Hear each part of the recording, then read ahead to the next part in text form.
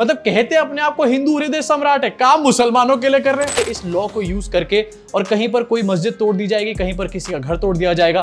Thailand का डंका India से भी बड़ा है। रेसिप्रोकेटिव टैक्सेस के चक्कर में पनौतियां लग रही हैं। भाई रोक लो मोदी जी।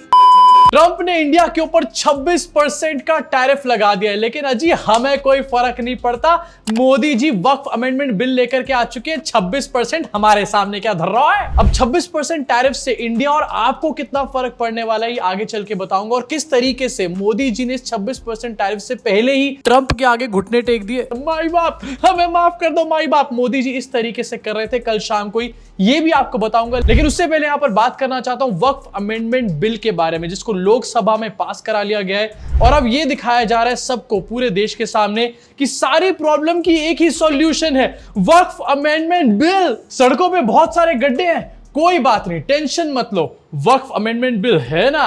10 साल से ग्रेजुएशन करके घर पे बैठे हो, जॉब नहीं लग रही, कोई बात नहीं, वक्फ अमेंडमेंट बिल है ना। पड़ोसी के कुत्ते को लूज मोशन लग चुके हैं, सड़कों पे उसने पॉटी फैला दी, लेकिन कोई बात नहीं, वक्फ अमेंडमेंट बिल है ना। मैं मजाक नहीं कर रहा हूं, कुछ इसी तरीके से देश में इस टाइम पर एटमॉस्फेयर बनाया जा रहा है। कोई भी प्रॉब्लम हो, वक्फ अमेंडमेंट बिल लेकर के आ चुके हैं मोदी जी। दूध धाधा सब कुछ, सारी प्रॉब्लम्स आपकी परे होने वाली हैं। अब इस वक्फ अमेंडमेंट बिल की थोड़ी डिटेल्स आपको बताऊंगा, और इसके पास कराने के चक्कर में मोदी जी की लंकाएं कैसे लग गई ये भी आपको दिखाऊंगा संसद में। लेकिन उससे पहले आपको दिखाना चाहता हूं, भैया आयरनी की सारी सीमाएं क्रॉस हो चुकी हैं। वक्फ अमेंडमेंट बिल पास होने से पहले ही दिखाया जा रहा था कि मुसलमान जो है जश्न मनाने का काम कर रहे हैं। मोदी जी थैंक यू, मोदी जी हमारे को घर से बेघर करने के लिए थैंक यू। आपकी स्क्रीन के ऊपर मोदी जी को वक्फ बिल के लिए शुक्रिया करा जा रहा है, वक्फ बिल का स्वागत किया जा रहा है, और ये दिखाया जा रहा है कि भाई देश के मुसलमान तो बहुत ज्यादा खुश हैं। विपक्ष के लोग पता नहीं यहाँ पर क्यों हाय तौबा मचा रहे हैं यार, मुसलमान जब खुश है तो। आपकी स्क्रीन पर एक और वीडियो जहां पर मुस्लिम महिलाएं आपको नजर आएंगी, और सबसे बड़ी चीज आपको बताता हूं, अभी इन लोगों को बुरके से प्रॉब्लम है, जब लेकिन इनको एडवर्टाइजिंग करनी होती है, कोई फेक नैरेटिव सेट करना होता है, तो मुसलमानों को दिखाया जाता है बुरका पहन करके। मतलब बुरके से प्रॉब्लम भी है, लेकिन बुरके वाली महिलाओं की वीडियो भी डालनी है। यहाँ पर इन महिलाओं ने तख्तियां ले रखी हैं और लिखा हुआ है थैंक यू मोदी जी। भैया पहली बार देखा है मोदी जी किसी का फ्यूचर तबाह कर रहे हैं और वो लोग मोदी जी को थैंक यू बोल रहे हैं। वैसे जानने वाले ये बात पूरी तरीके से जानते हैं कि ये पूरा का पूरा पेड कैंपेन था। अनंत अंबानी से लेकर मोदी जी, ये सब पेड कैंपेन कर रहे हैं, और इतना ऑब्वियस पेड कैंपेन करते हैं भैया, कोई ब्रांड भी शर्मा जाए इनको देख करके।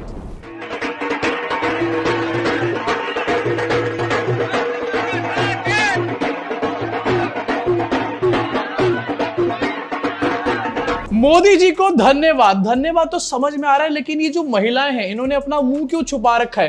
कहीं ऐसा तो नहीं है बीजेपी की महिलाएं हैं? मुझे तो लग रहा है ये थैंक यू मोदी जी करने वाली कहीं स्मृति ईरानी और कंगना रनौत तो नहीं है, अपना मुंह छुपा करके घूम रही जिससे कि कोई पहचान ना ले इनको यहाँ पे। इनफैक्ट मैं मजाक नहीं कर रहा हूँ, पेड कैंपेन कितना घटिया वाला करवाया है कि मुसलमान मिठाइयां बांट रहे हैं आपस में, कि कौन से मुसलमान है भैया जो मोदी जी की इतनी खुशियां मना रहे हैं। भाई बांटो वसीम भाई, उधर बांटो वसीम भाई, बांटो।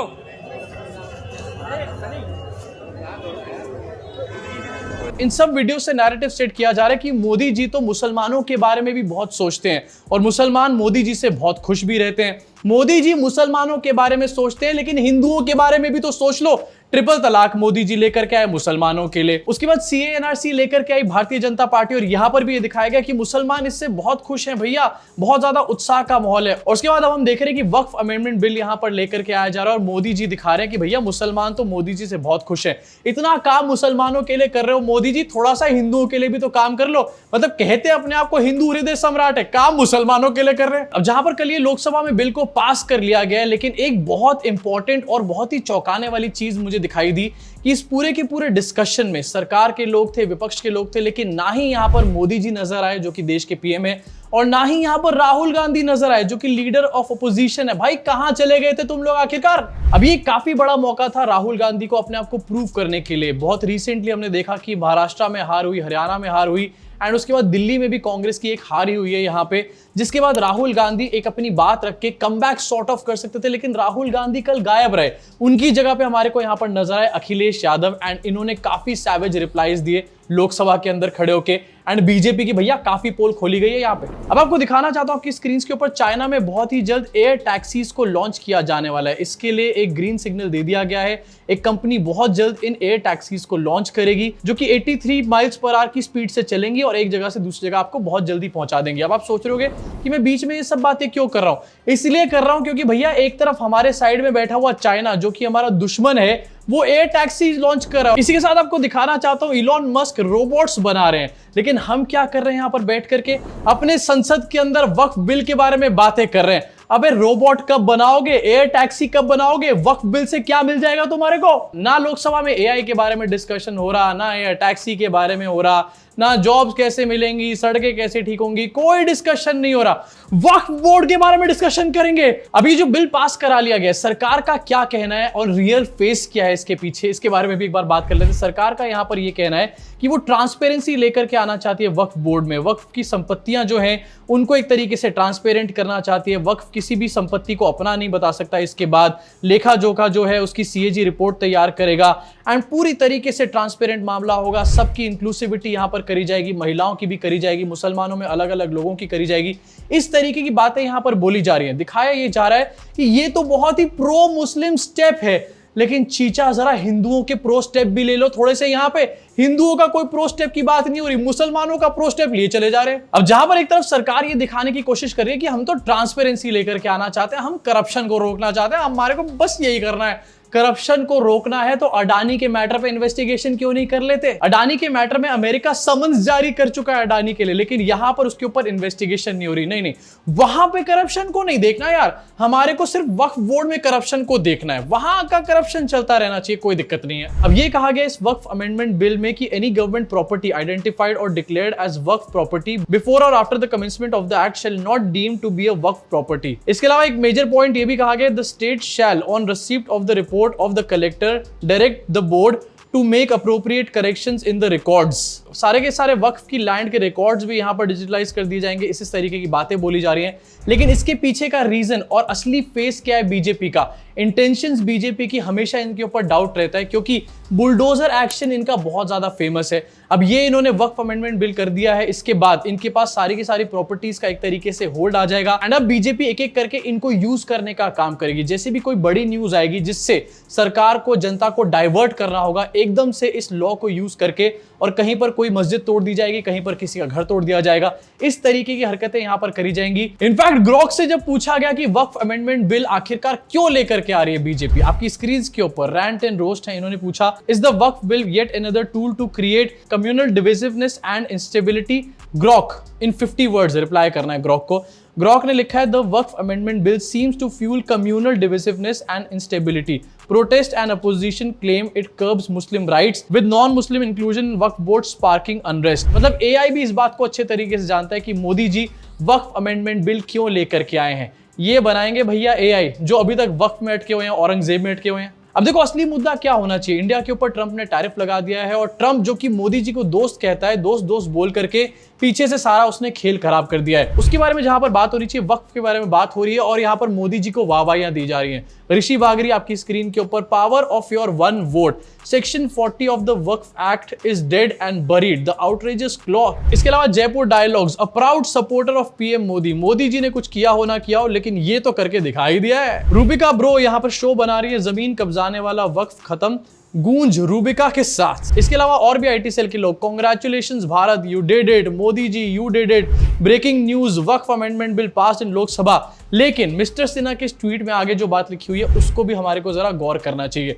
वक्फ अमेंडमेंट बिल को पास तो करा दिया गया लोकसभा में, लेकिन जहां पर एनडीए के पास 296 सांसद थे, कितने लोगों ने इसके पक्ष में वोट किया है आपकी स्क्रीन के ऊपर फिर से दिखाना चाहता हूं। सिर्फ 288 सांसदों ने इसके पक्ष में वोट किया और 232 सांसदों ने इसके अगेंस्ट वोट किया है। मतलब जहां पर बातें चल रही थी कि 300 वोट्स आएंगे शायद वक्फ अमेंडमेंट बिल के प्रो में, वहां पर सिर्फ 288 सांसदों ने इसके येस में वोट किया है। बाकी के 8 सांसद कहां गए आखिरकार? अभी तो सरकार बने हुए 1 साल भी नहीं हुआ। और गोदी मीडिया जिसको टैरिफ के ऊपर सवाल पूछना चाहिए, वो वक्फ बोर्ड के चक्कर में मोदी जी की तलवे चाट रहे हैं। यहां पर आपकी स्क्रीन के ऊपर वक्फ बिल पास, देश में जश्न का माहौल, भोपाल सेलिब्रेट्स वक्फ बिल पर विपक्ष को झटका, संसद में पलटे साथी। वक्फ बिल के पास होते ही विपक्ष में भगदड़ मच गई। अरे भागो भाई भागो। कहीं कोई भगदड़ नहीं मची है, कहीं पर कुछ भी नहीं हुआ है। ये लोग चाह रहे हैं कि किसी भी तरीके से भगदड़ मचे, ये लोग चाह रहे हैं कि किसी भी तरीके से रिएक्शन निकल करके आए, जिससे कि जो अमेरिका ने टैरिफ लगाया है उसकी न्यूज तो दब पाए।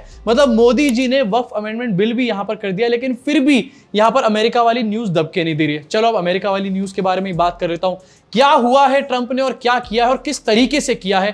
पनौतियां प्रो मैक्स हो चुकी हैं यहां पे। ट्रंप ने 2 अप्रैल यानी कि लिबरेशन डे पे एक रेसिप्रोकेटिव टैक्सेस की लिस्ट जारी करी है, कौन से देश के ऊपर कितना रेसिप्रोकेटिव टैक्स यहां पर लगाया गया है। इसमें सबसे बड़ी बात यहां पर है कि डोनाल्ड ट्रंप ने इंडिया को 15 डर्टी कंट्रीज की लिस्ट में डाला है, यानी कि शुरुआत की लिस्ट में डालने का काम कर दिया है। और इस चीज के सिग्नल्स पहले से ही हमारे को नजर आ रहे थे, लेकिन आपकी स्क्रीन के ऊपर आपको ये लिस्ट नजर आ रही होगी। लिस्ट को थोड़ा सा डिटेल में आपको बताऊंगा और झूठ क्या फैलाया जा रहा है ये भी आपको बताऊंगा। लेकिन ये कैसे हो सकता है यार, कैसे लगा सकते हैं डोनाल्ड ट्रंप हमारे ऊपर रेसिप्रोकेटिव टैक्सेस। डोनाल्ड ट्रंप ने तो मोदी जी के लिए कुर्सी खींची थी यार, टैक्स कैसे लगा सकते हैं यार वो यहाँ पे।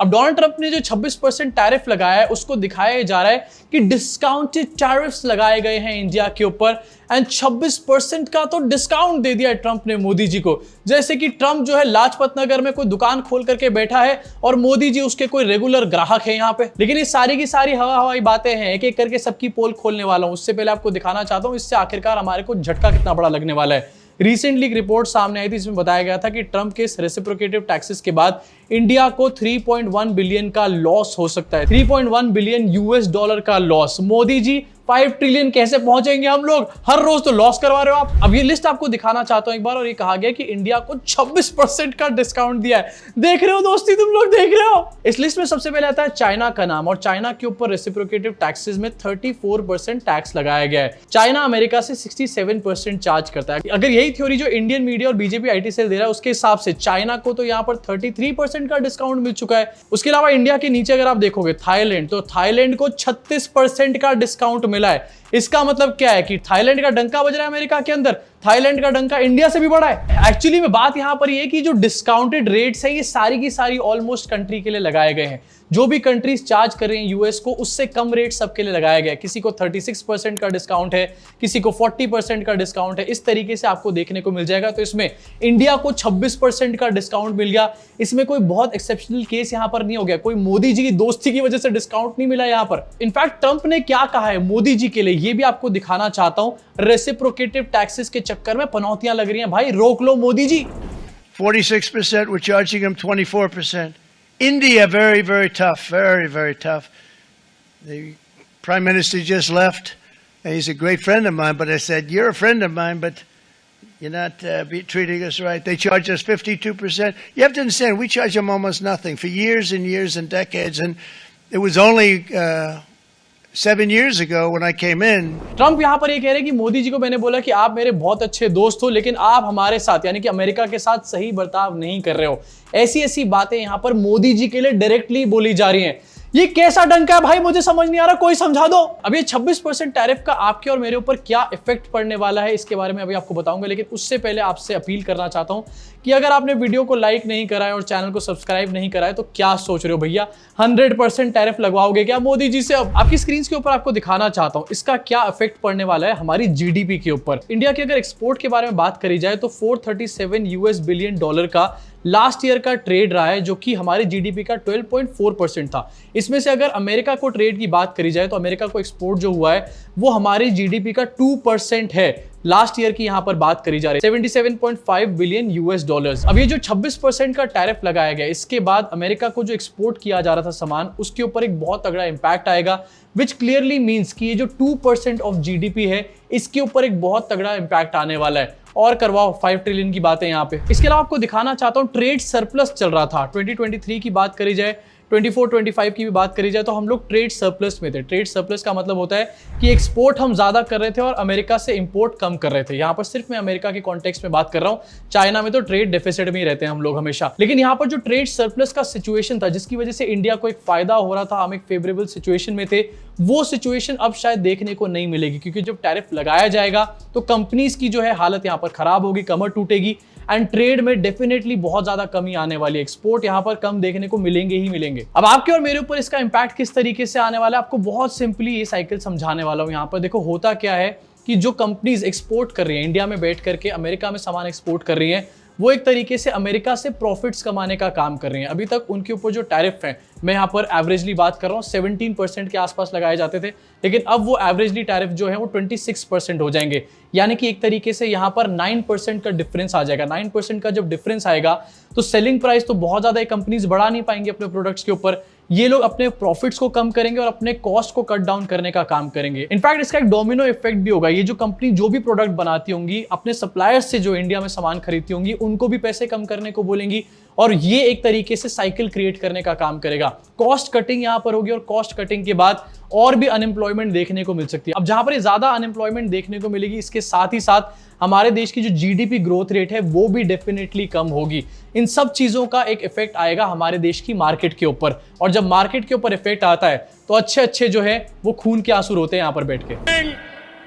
India's friend, the President of the United States of America, Mr. Donald Trump. ओ चाचा, my friend, India's friend Donald Trump, आपके फ्रेंड ने इंडिया के ऊपर 26% का टैरिफ लगा दिया है। आप पता नहीं कहां पर बिजी बैठे हो यहाँ पे। अब डोनाल्ड ट्रंप के स्टेप के ऊपर वर्ल्ड लीडर्स का क्रिटिसिज्म भी निकलकर सामने आ चुका है, लेकिन मोदी जी का अभी तक कोई क्रिटिसिज्म सामने नहीं आया है। जॉर्जिया मेलोनी तक ने कह दिया है कि ट्रंप ने जो किया है उससे एक ट्रेड वॉर छिड़ सकती है, लेकिन मोदी जी पता नहीं कहां पर गायब है। वक्फ बिल के यहां पर प्रिंट आउट निकाल रहे हैं अपनी मशीन में से बैठ करके शायद। इसी के साथ आपको दिखाना चाहता हूं, क्रिटिसिज्म तो छोड़ दो, इन लोगों ने एक शाम पहले ट्रंप के आगे घुटने टेकने का भी काम कर दिया था। आपकी स्क्रीन के ऊपर ये न्यूज है, India agrees terms with US for trade deal after PMO push. यानी कि एक शाम पहले ट्रेड डील को पुश कर दिया गया था और अमेरिका की टर्म्स को यहां पर मान लिया गया था ट्रेड डील के अंदर। मतलब अब देखने को ये मिलेगा यहां पे कि अमेरिका के जो प्लेयर्स हैं इंडिया में आकर के फुल्ली फ्रीडम के साथ काम करेंगे, लेकिन इंडियन प्लेयर्स वहां जाके काम नहीं कर पाएंगे। मोदी जी ने डंका बजवा दिया भैया, सबका दालिया। इनफैक्ट रिसेंटली हमने देखा कि स्टारलिंक को यहां पर लाया जा रहा है। टेस्ला की ग्रैंड एंट्री की पूरी तैयारियां करी जा रही हैं। मतलब ट्रंप के दोस्तों को तो यहां पर सेटल किया जा रहा है, लेकिन इंडियन सिटीजंस का क्या? Startup India, ease of doing business कहां चला गया सबका सब समझ नहीं आ रहा आज की डेट में। अब मुझे आप लोग बताओ कमेंट सेक्शन में, आपको क्या लगता है ट्रंप के इस रेसिप्रोकेटिव टैक्स के बाद क्या मोदी जी इसको क्रिटिसाइज करेंगे या फिर इस बार भी चुप बैठ जाएंगे, अपनी लेजर लाइट की बैटरी डाउन कर लेंगे पूरी तरीके से? इसी के साथ ये जो डाइवर्जन्स लगा रखे हैं मोदी जी ने, कभी वक्फ बोर्ड कभी औरंगजेब, इसके बारे में आपका क्या सोचना है? क्या एक्चुअली जनता अब डाइवर्ट हो रही है या फिर नहीं हो रही है? नीचे कमेंट सेक्शन में अपनी भड़ास को जरूर निकालना। जाते आते आपसे दो अपील करना चाहूंगा। पहली अपील ये कि वीडियो को लाइक कर दिया करो, वीडियो की शुरुआत में लाइक कर दिया करो, इससे YouTube ऐसी सच वाली वीडियोस को आगे और प्रमोट करने का काम करता है, सच्चाई और लोगों तक पहुंचती है। दूसरी अपील यहाँ पर है कि अगर आपकी कैपेसिटी में है तो आगे आओ, चैनल को ज्वाइन करो, क्योंकि हमारे को सच बोलने में यहाँ पर एक टीम एफर्ट लगती है, साथ में पैसे भी लगते हैं बहुत सारे। तो इसलिए अगर आप लोग हमारे को फाइनेंशियली हेल्प करोगे तो सच को और ज्यादा बढ़ावा मिलेगा। तो आपकी कैपेसिटीज में है तो करो, और अगर नहीं है तो सब्सक्राइब करके बेल आइकन दबा दो, वो तो पूरी तरीके से फ्री का है। मुलाकात होगी आप सब लोगों से इस चैनल के अगले वीडियो में।